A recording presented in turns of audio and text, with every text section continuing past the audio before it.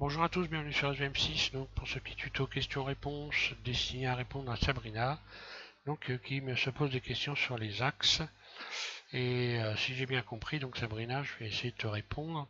Donc je t'ai mis sous les questions que tu me poses, sous les commentaires, des liens qui vont te permettre de travailler le déplacement dans l'espace. Donc, tu débutes dans Blender, donc je vais te donner les éléments qui sont essentiels pour bien comprendre comment ça fonctionne. Ça, c'est un peu le bœuf à bas, c'est un peu ce que tu dois obligatoirement savoir. Tu dois savoir te déplacer puisque tu vas déplacer des éléments sur une scène.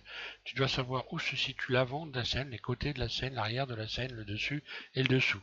Donc, dans le tuto que je te propose, tu vas y trouver un avion. Et justement, un avion, c'est très bien pour l'espace parce qu'en fait, tu te retrouves un peu dans la même situation qu'un pilote qui doit être capable de se situer dans l'espace à tout moment et donc d'avoir une parfaite compréhension de cet espace pour pouvoir diriger correctement son avion. Ben là, on est exactement dans le même cas de figure avec Blender, que ce soit ce Blender ou un autre logiciel 3D, c'est exactement la même chose. Donc, je te conseille donc de mettre un peu ta maison de côté pour le moment et de travailler un peu si tu as besoin, parce que là, je suis pas certain de ce que j'avance, mais bon, je pense que vu les questions que tu m'as posées, tu dois avoir des soucis avec ça.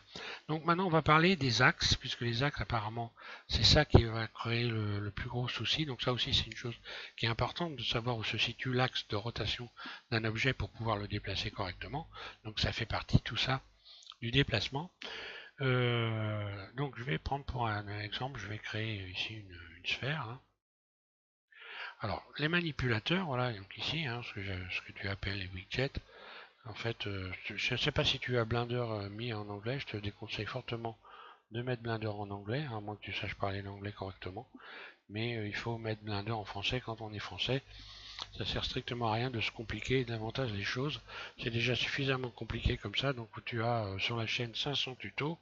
Il y en a quelques-uns que je vais commencer à retirer parce que commence à se faire un peu ancien, mais voilà, tu as largement de quoi travailler Blender sur la chaîne avec les tutos, les miens d'ailleurs.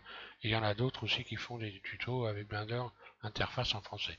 Donc je te conseille d'utiliser le français. Donc ici manipulateur de déplacement, ces manipulateurs, en fait, ils sont situés en plein centre d'un objet. Donc ici, on a la possibilité de modifier cet axe. Je vais me mettre en vue dessus. Donc quand tu vas en mode objet, tu as l'air d'être voilà, de te poser des questions au sujet justement du déplacement du manipulateur. Si je sélectionne ici un élément d'un objet, donc une face par exemple, ou ici une arête, ou alors ici un vertice, j'ai le manipulateur qui suit donc l'élément que je sélectionne. Voilà. Si je reviens en mode objet, le manipulateur vient se repositionner en plein centre. Je peux modifier l'emplacement de ce manipulateur. Par exemple, si je voulais faire un axe de rotation à cette sphère autre que celui dont elle dispose, donc qui est en plein centre, si je fais une rotation R, je clique sur R de mon pavé nu de mon clavier, puis Z derrière, et je bouge ma souris comme ceci, je fais tourner ma sphère. Je peux modifier cet axe en partant donc du mode objet et en allant ici dans Outils, puis ici dans Définir origine. Donc je peux, là, l'origine de l'objet se situe en plein milieu. Donc c'est en réalité, ça correspond à origine vers géométrie. Maintenant, si je veux changer, je vais me mettre en vue dessus et je vais positionner le curseur 3D qui est cette espèce de petit point rouge. Quand je clique avec ma souris à droite, à gauche, pardon, je peux déplacer dans la scène comme ceci ce curseur 3D. Je peux placer ce curseur 3D par exemple ici et définir que l'axe de mon objet, l'axe de rotation de mon objet, ça sera donc le curseur 3D en allant ici définir origine, origine vers curseur 3D. Donc l'origine de la sphère vers le curseur 3D, un clic gauche, et on voit que le manipulateur est venu se positionner en plein milieu du curseur 3D. À partir de là, si je fais une rotation sur l'axe Z, RZ, je me retrouve avec une rotation donc qui se fait suite à son nouvel axe de mon objet. Je vais ramener donc l'axe ici à mon objet. Voilà, ici. Donc là, je vais faire origine vers géométrie. Et on va voir le point bleu qui va venir se repositionner sur le centre de la sphère. Un clic gauche, voilà. Donc définir origine, voilà, vers géométrie. Je suis en plein milieu de l'objet. Imaginons maintenant que j'ai deux objets. Si je sélectionne un nouvel objet, créer, je vais créer un cube. Donc en mode objet, lorsque je vais sélectionner deux objets, donc là je fais un clic droit sur la sphère, j'appuie sur Shift en continu, un clic droit sur le cube. Ou alors je fais A. Voilà. Faisant A, plusieurs possibilités, je fais A tout simplement, deux fois. Et voilà, j'ai donc le manipulateur qui est venu se positionner entre les deux axes. C'est-à-dire que là, Blender va considérer le centre d'une sélection. De la même façon que si je sélectionne par exemple, si j'amène mon cube, ma sphère ici, et que je déforme ma sphère, donc là, ma sphère en fait, si je me mets en vue de dessus, voilà, donc 7 du pavé numérique, on voit que l'axe de rotation est en plein centre. Si je déforme ma sphère, par exemple, je vais sélectionner ici quelques faces, et je vais déformer la sphère. Voilà. Voilà. Si je reviens donc ici, mon axe est toujours au même endroit. Maintenant, si je veux avoir un axe de rotation par rapport à cette déformation, justement, je vais aller ici, donc dans définir origine, et cette fois-ci, je vais définir origine vers le centre de gravité. Si je veux avoir le centre de gravité réellement, je clique ici et on voit que l'axe est venu se positionner par rapport, à la déformation de l'objet. Donc si j'ai un objet qui est très déformé et que je veux lui redonner un centre, eh bien je vais utiliser origine vers centre de gravité. Voilà. Si origine vers géométrie, et là on voit que si je reviens vers origine vers géométrie, voilà, je suis revenu au centre ici, hein. RZ ou R par rapport à la vue, hein.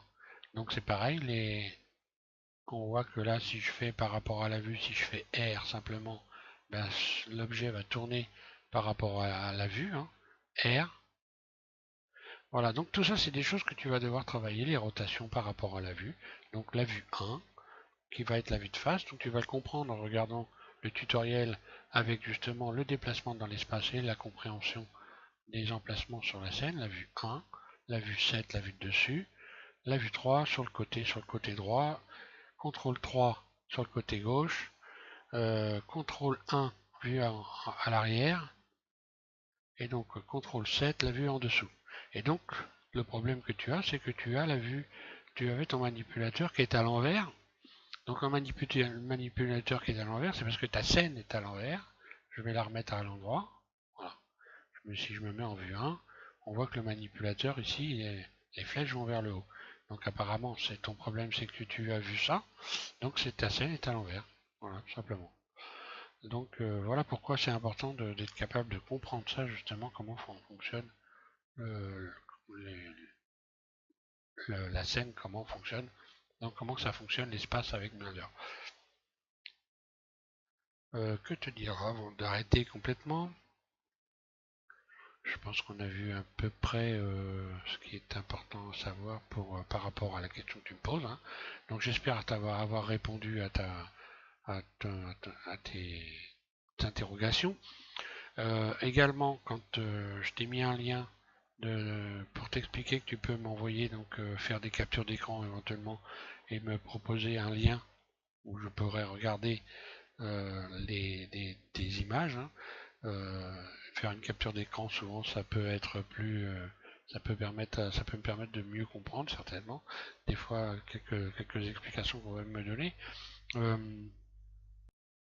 Donc tu peux utiliser Drive, je t'ai expliqué, je t'ai mis un tuto pour t'expliquer, puisque tu as un compte, c'est un compte Google, donc si tu as un compte Google, forcément, tu as la possibilité d'utiliser Drive, donc une plateforme de téléchargement d'images, hein, de tout ce que tu veux, d'ailleurs de films, enfin peu importe. Tu as aussi une boîte mail, hein, tu peux te servir d'une boîte mail, donc ça fait partie du contrat. Voilà, donc voilà, j'espère avoir répondu à tes interrogations. Et puis voilà, encore une fois, je te conseille quand même d'avoir un minimum d'avoir travaillé un minimum d'éléments avant de continuer ta maison. Parce que sinon tu vas galérer. D'ailleurs, je précise dans les tutos que moi je fais pas des tutos vraiment pour débutants, mais pour des personnes qui ont déjà un petit peu travaillé, donc qui sont capables de déplacer des éléments, de comprendre le déplacement. Voilà, donc j'espère que je me suis pas planté et que donc c'est bien, ça répond bien à tes questions et à tes problèmes. Et en attendant, bah voilà, je vous remercie tous de suivre SVM6 et puis on va continuer avec la modélisation du requin parce qu'on est dedans, avec l'animation très prochainement donc de notre requin. Voilà. Merci.